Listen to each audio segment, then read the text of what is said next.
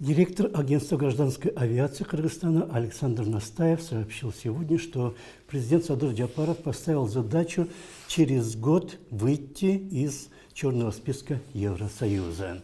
Все мы помним, что 1 ноября президент полетел на саммит в Глазго не на своем Ту-154, а на арендованном от частной компании в Дубае самолете.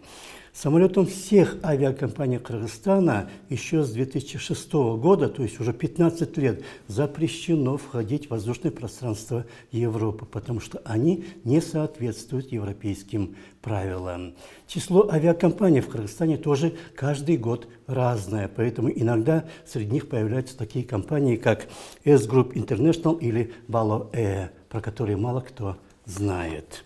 Такие компании из Африки или еще откуда-нибудь.